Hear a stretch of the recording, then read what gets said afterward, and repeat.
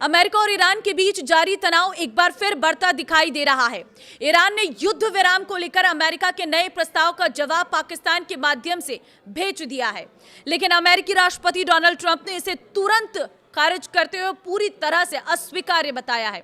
हालांकि ट्रंप ने साफ नहीं किया है कि प्रस्ताव में ऐसी कौन सी बातें थी जिन्हें अमेरिका मानने को तैयार नहीं है।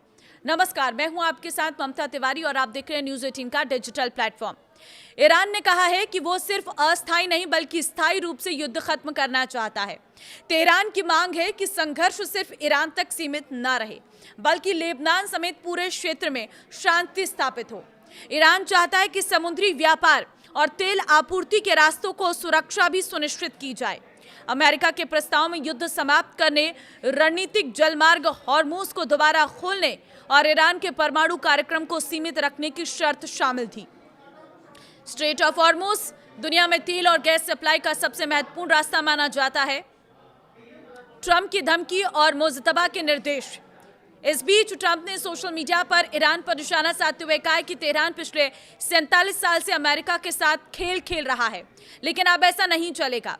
वहीं संयुक्त राष्ट्र में अमेरिकी राजदूत माइक वॉल्टर्स ने कहा है कि अमेरिका युद्ध दोबारा शुरू करने से पहले कूटनीति को पूरा मौका देना चाहता है। उधर ईरान के नए सर्वोच्च नेता मोजतबा खामेनेई ने युद्ध के बीच सेना के शीर्ष अधिकारियों के साथ बैठक की। सरकारी मीडिया के अनुसार उन्होंने दुश्मनों के खिलाफ कड़े और निर्णायक कदम जारी रखने के निर्देश दिए हैं और इसी दौरान खाड़ी क्षेत्र में ड्रोन हमलों ने तनाव और बढ़ा दिया है। कतर के पास एक जहाज में ड्रोन से आग लग गई है, जबकि संयुक्त अरब अमीरात और कुवैत ने अपने हवाई क्षेत्र में संदिग्ध ड्रोन देखे हैं। यूएई ने दावा किया है कि उसने 2 ड्रोन मार गिराया और इसके लिए ईरान को जिम्मेदार ठहराया। हालांकि किसी भी हमले में कोई हताहत नहीं हुआ है। कतर ने जहाज पर हमले को बेहद खतरनाक बताया और कहा कि इससे समुद्री व्यापार और जरूरी आपूर्ति को खतरा पैदा हो गया है। वहीं कुवैत की सेना ने भी ड्रोन गतिविधियों की पुष्टि की है, लेकिन ये नहीं बताया कि वे कहां से आए थे। युद्ध के दौरान इराक और सहयोगी संगठन हिजबुल्लाह लगातार ड्रोन हमले करते रहे हैं। ये संघर्ष फरवरी में अमेरिका और इजरायल के संयुक्त हमलों के बाद शुरू हुआ था।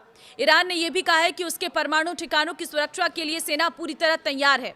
ईरानी सेना के अधिकारियों ने दावा किया है कि उन्हें आशंका है कि विदेशी ताकतें घुसपैठ या हेलीकॉप्टर ऑपरेशन के जरिए संवर्धित यूरेनियम चुराने की कोशिश कर सकती है।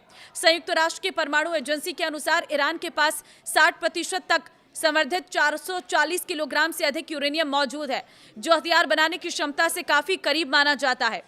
इजरायल के प्रधानमंत्री बेंजामिन नेतन्याहू ने कहा है कि जब तक ईरान से संवर्धित यूरेनियम बाहर नहीं निकाला जाता, तब तक ये युद्ध पूरी तरह खत्म नहीं माना जा सकता।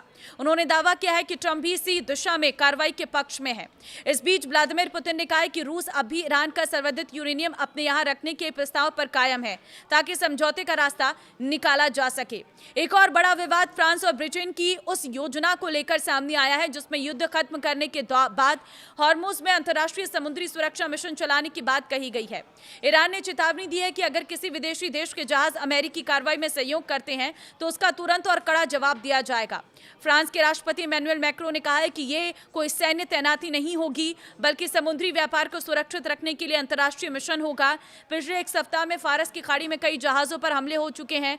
दक्षिण कोरिया ने भी खुलासा किया है कि उसका एक मालवाहक जहाज हॉर्मुज में विस्फोट और आग की चपेट में आया था।